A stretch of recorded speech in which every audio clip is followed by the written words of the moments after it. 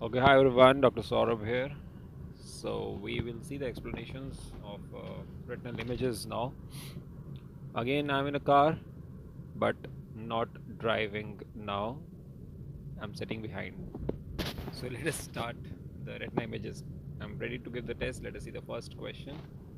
The image is of rods and cones, that is photoreceptors.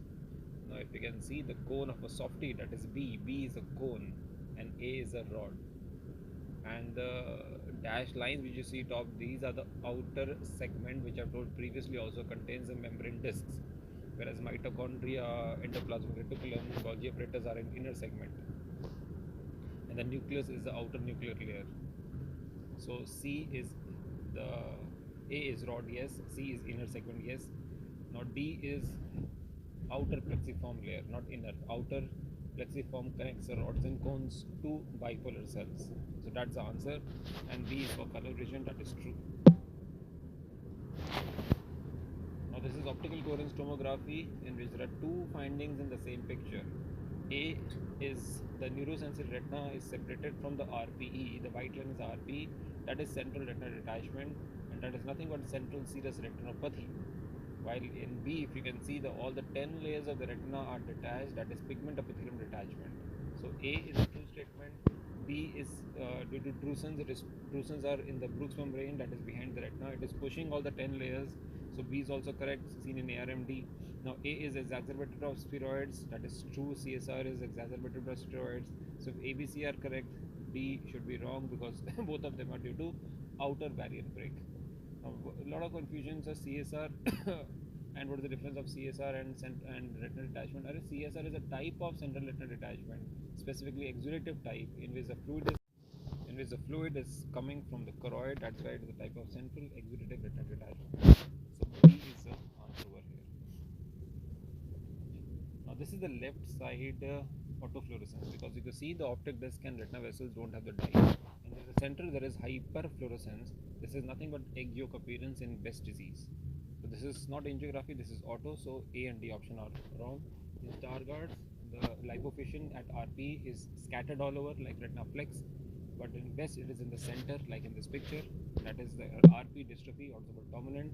Electrooculogram is decreased in this. This is the most common retinal dystrophy, retinitis pigmentosa. Of the right side, it is shown over here, in which there is bony specules in the periphery of the retina. Patient present as night blindness because it is affecting rods more than cones. That's the answer over here. Nyctalopia is night blindness. There is arteriolar attenuation, waxy dyspallor. That's a triad of retinitis pigmentosa. And delayed dark adaptation is also there. This is again the right side, in which the hemorrhages and exudates and tortuous related vein in all the quadrants like a tomato splash appearance. 1 is to 4 is the ratio of arteriovenous here. It is a complication of hypertension retinopathy leading to retina venous occlusion, but not branch, but central. Why? Because the entire retina is involved. This CRVO. In CRAO, there is cherry red spot. Now this is again angiography, because late stage of angiography, because there is some dye in the left angiography having central hyperfluorescence like a flower petal appearance. This is cystoid macular edema due to inner blood retinal barrier break. All are precipitating factors except steroids. Steroid is a treatment when there is due to uveitis and Irwin gas syndrome. VEGF in diabetes mellitus, niacin excess as a drug. Uveitis also is an exacerbating factor. The steroid is a treatment when there is uveitis. NSAID is also treatment. This is right angiography showing central hyperfluorescence like a ink blot smokestack appearance, that is corresponding to central serous retinopathy, CSR. This is B is the answer over here. Treatment is nothing to be done for 3 months. This is outer barrier break, OCT picture I showed already. Now if the patient is diabetic, here you can see, if you see carefully, I can't point, but in the optic disc there is retina vein and artery seen, but these are vessels. If you can see, the proliferating vessels are abnormal new vessels on the optic disc. So any new vessel in the optic disc in a diabetic patient is a proliferative stage. Treatment is prime retinal photocoagulation to destroy the hypoxic retina in the periphery, sparing the macula. Side effect can be tunnel vision.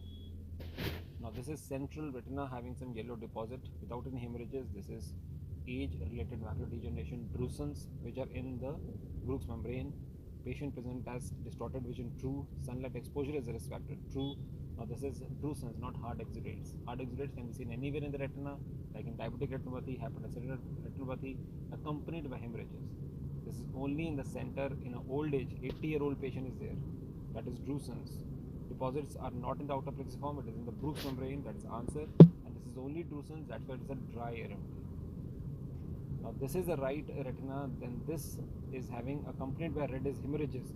So this is not in the center, but anywhere it can be seen. These are small in clusters, that is hard exudates. Even if you don't know, you should know soft exudate is cotton wool spot. So A and C option are same. How can that be the answer? Large fluffy, which I've shown you in the previous quizzes also. This is not drusense, this is hard exudates. One answer can be diabetic retinopathy. Okay, that's the 10 questions. I hope you have done well. Thanks for listening. Again from car, best wishes, but not driving.